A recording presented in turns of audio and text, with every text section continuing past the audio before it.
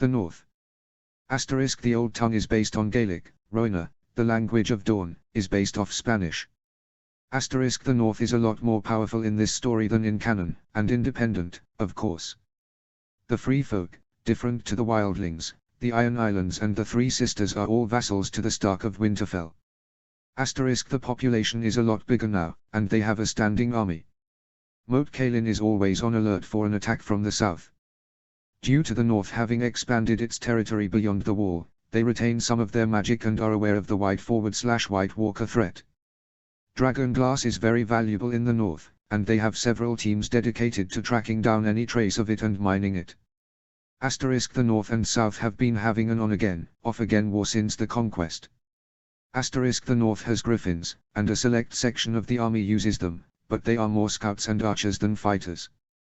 Asterisk the first men still have some magic, and follow the traditions of their ancestors, sacrificing criminals to the werewolves, etc. The old gods are more prominent in this world. Asterisk burner, a derogatory term for the Andals used by the first men. The first men's devotion to their gods borders on fanaticism, as their gods are active and it strengthens their faith. They see themselves as the last bastion of defenders for the old gods.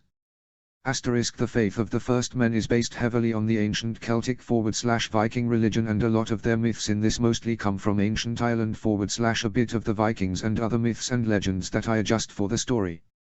Asterisk green men are common and highly revered by the first men. Green seers are also more common, and act similar to septons or septars, in that they preach the tenets of the old faith. All followers of the old faith put great stock in the words of the green seers, and revere them highly. It's a great honor to be offered the chance to become one of them.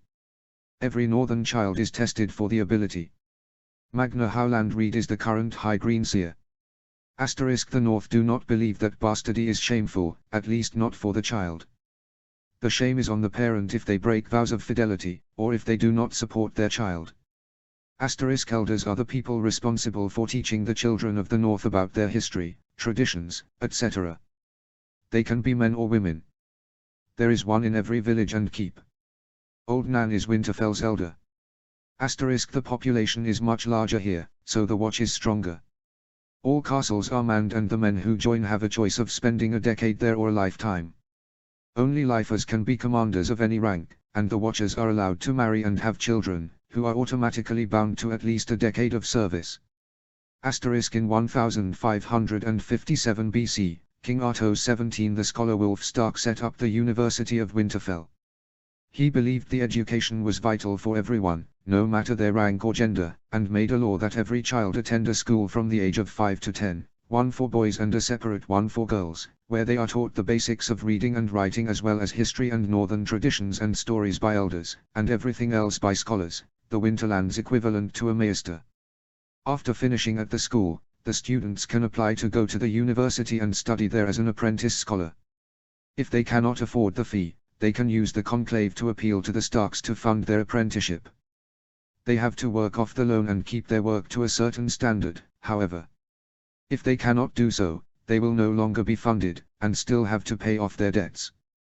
The maesters and their citadel are sometimes accused of stealing the idea for their organization from the scholars of the university. Asterisk houses in the north bear the title of ancient, for any older than 400 years, and / or honorable, awarded and stripped by the courts depending on the house's deeds. Asterisk life in the Winterland centers around the tenet that the lone wolf dies but the pack survives. Everyone works hand in hand, regardless of rank or feuds, to keep their kingdom strong. It is tradition in the north that every noble child goes to foster at Winterfell for half the year, every year, so as to foster bonds whilst still keeping close to their family. They call themselves the Wolf Pack, and the heir of the Starks is the Alpha. Asterisk in the Winterlands, the North, the Iron Islands, Hardham Stark territory beyond the wall, and the Three Sisters, betrothals can only be made official after a lady turns 15, and she must be 16 to marry, as northern girls tend to flower very young. Asterisk for the Winterlands, inheritance is equal primogeniture. For the Starks, any of the next generation can be declared Crown Prince, but they must pass certain trials first. Asterisk King Roderick Stark didn't just win Bear Island, he conquered the whole of the Iron Islanders. At first they were belligerent, but now they are some of the Starks' most loyal.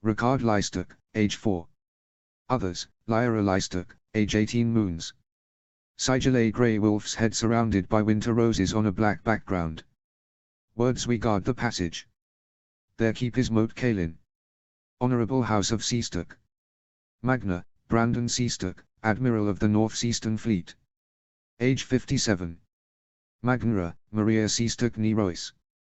Age 52, had 10 miscarriages / stillbirths out of 13 pregnancies, very fragile woman. Roderick Seastock. Age 32. Others, Jon Seastock of the Ice Guard, age 27. Mage Seastock, age 18. Sigil a ship with a wolf's head on the prow, on a sea-colored background. Words we rule the waves. Specializes in sailing. Has a rivalry with House Starstock. Their keep, Sailor's Cove, is a harbor city near Widow's Watch. The ancient and honorable House of White Wolf. Magna, Torrin White Wolf, age 39. Magnra, Lysina White Wolf nee Seastock, age 30. Marcus White Wolf, age 17. Other, Serena White Wolf, age 15. Sigil a white wolf on a black background with gold edging. Words we see the gods. Descended from Brandon Snow, brother to Torrin Stark. They were entrusted with the method of creating glass houses by the last King of Winter, and as such are the richest house, save for the Starks themselves, in the north. Their keep, the White Wolf's Den, is midway through Moat Cailin and White Harbour. The ancient and honourable House of Icewolf, matrilineal. Magnra, Alyssa Icewolf, age 68. Eres, her granddaughter, Irina Icewolf, age 14.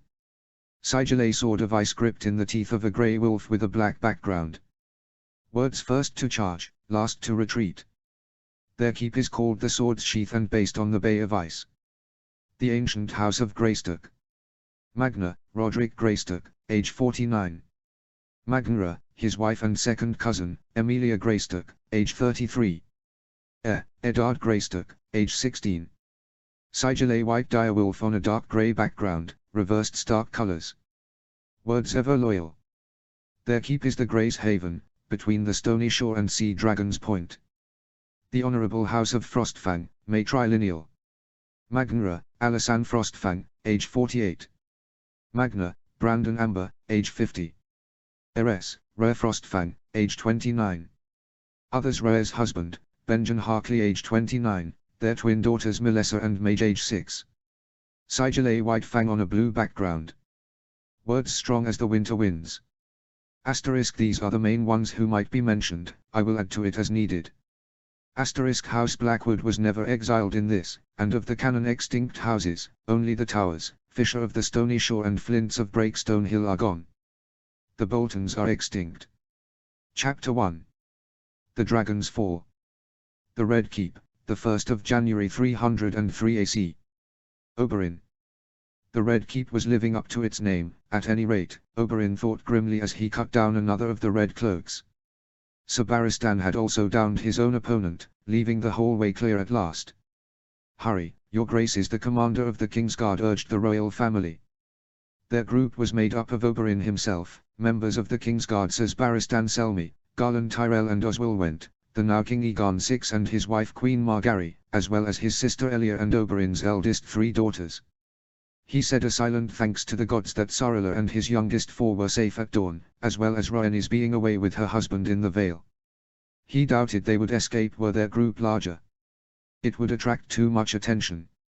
As it was, they would hopefully be able to make it to the docks under the guise of a group of people fleeing the burning keep in a panic. Oberyn shot a quick look at his sister, checking her health. Elia had always been fragile in body, if not spirit, and he was worried that the events would be too much for her. Not to mention the smoke from the fire that had engulfed Maegor's Holdfast. Elia had a tight expression on her face, and she was breathing more heavily than he liked, but she made her way down the hall without aid, unlike her good daughter. Queen Margaery had one hand covering her pregnant stomach and she was being supported by Sir Garland, who held his sword at the ready with his free hand. "We need to get to the docks," Oberyn stated. "I have a ship there that can get us away." "But where will we go?" Aegon asked anxiously, his violet eyes wide with worry and shock at all that had occurred in the past hour. Had it really been so quick? Rhaegar killed,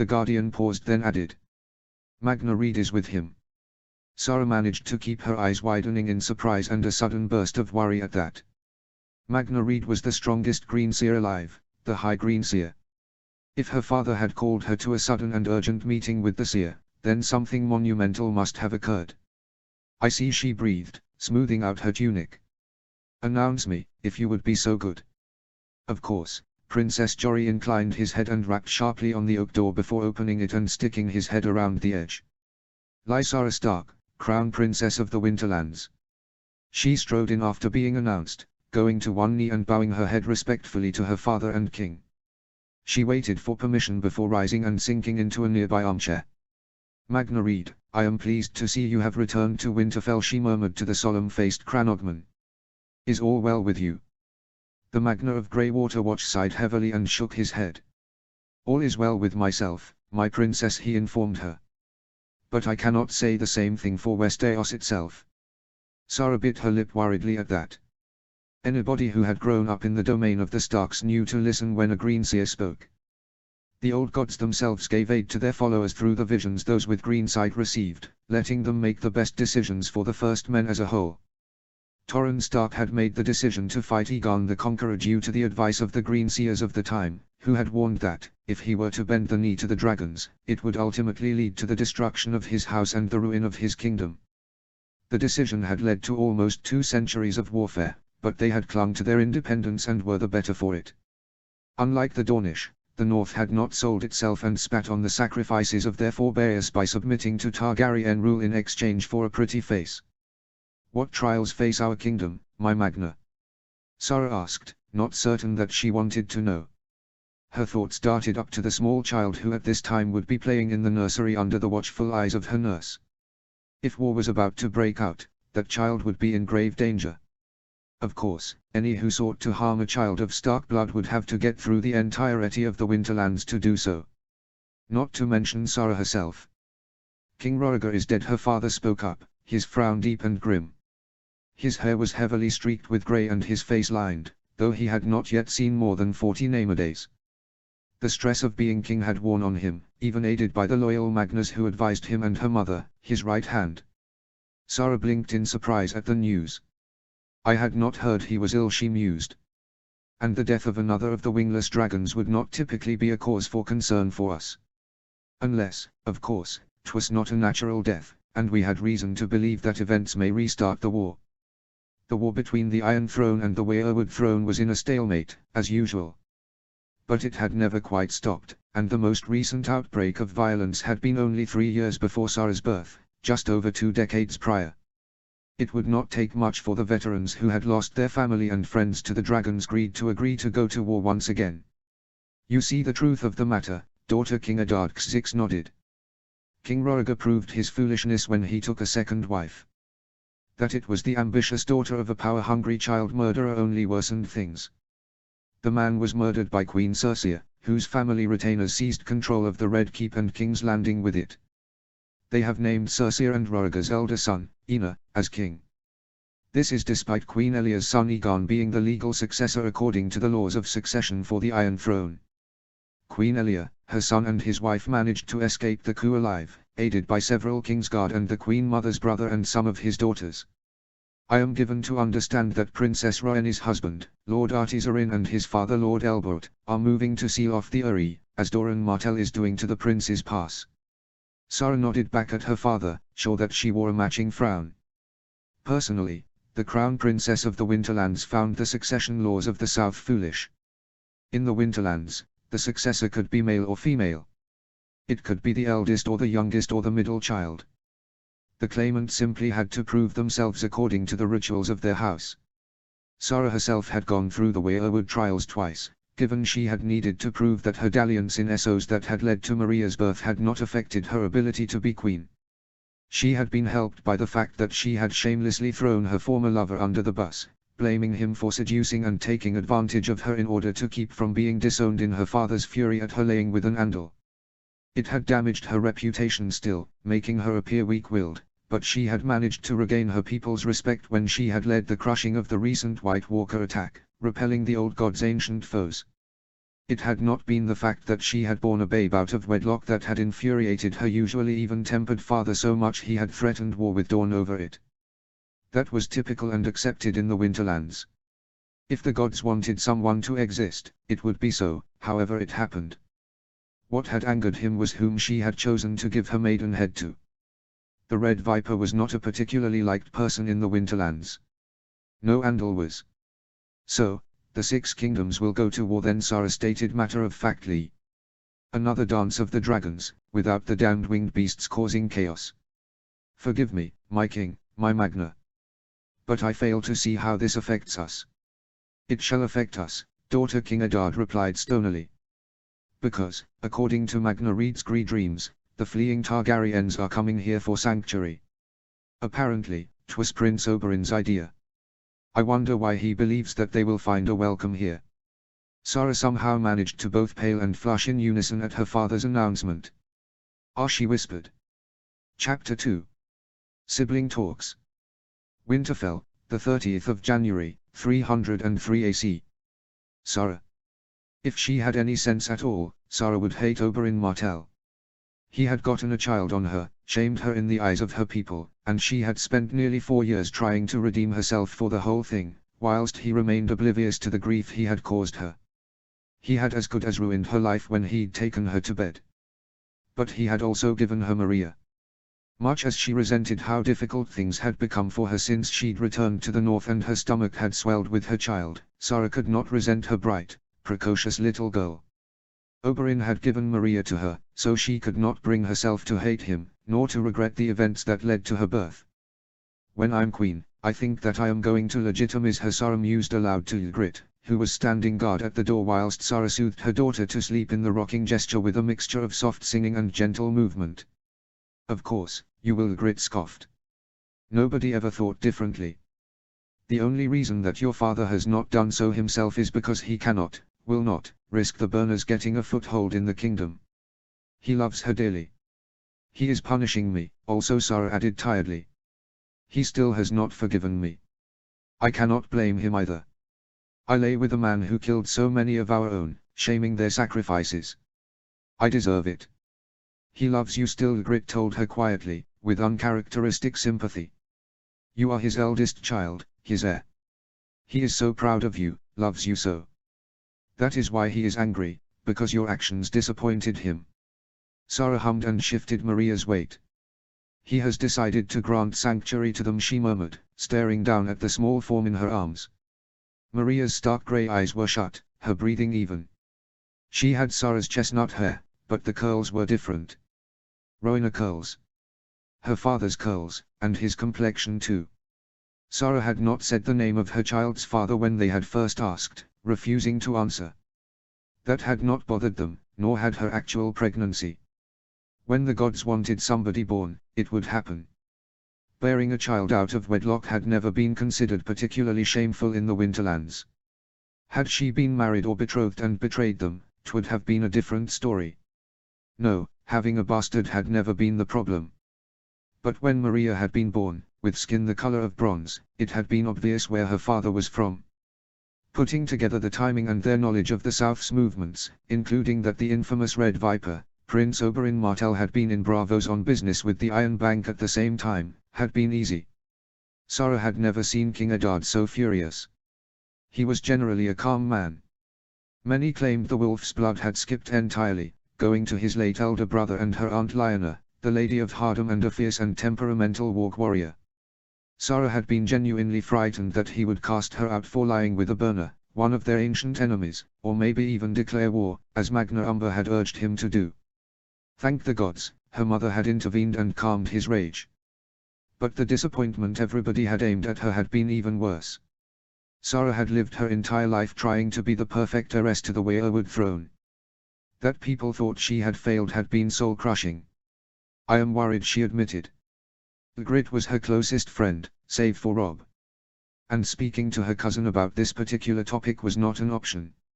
He doted on Maria, but he was enraged by the mere mention of Oberyn. What about? Sara bit her bottom lip. I fear that I will lose her, she confessed miserably.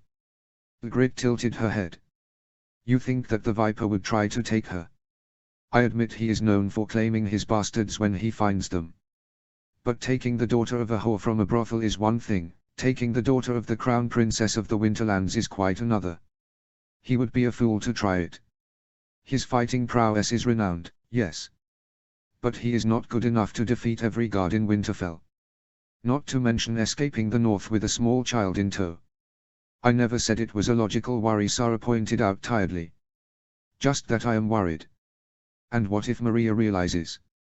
She has never asked about her father or why her skin is different from others, but she will eventually, and I know not what to tell her. Mayhaps I should send her away until they are gone back to their blasted 6 kingdoms. She would be safe with the Mormonts. Ygritte sighed and shifted her weight. You are Maria's mother, Ygritte stated. Nobody has the right to take her from you. Not your own parents, and definitely not the Red Viper. Just, for the love of the gods, do not get involved with him again, Sara. Your mother might not be able to calm your father a second time, should you end up lying with the damn burner again. I know, Sara snapped. I have no intention of even acknowledging his existence. It was all a foolish mistake. I did not think, I know I was a fool. And he took advantage of your youth to seduce you. Ygritte added mockingly. She knew Sara too well. Most people had realized that Sara had not been as innocent in the whole affair as she claimed, but they had all silently agreed to follow along with the lie and lay the fault at the prince's feet rather than her own.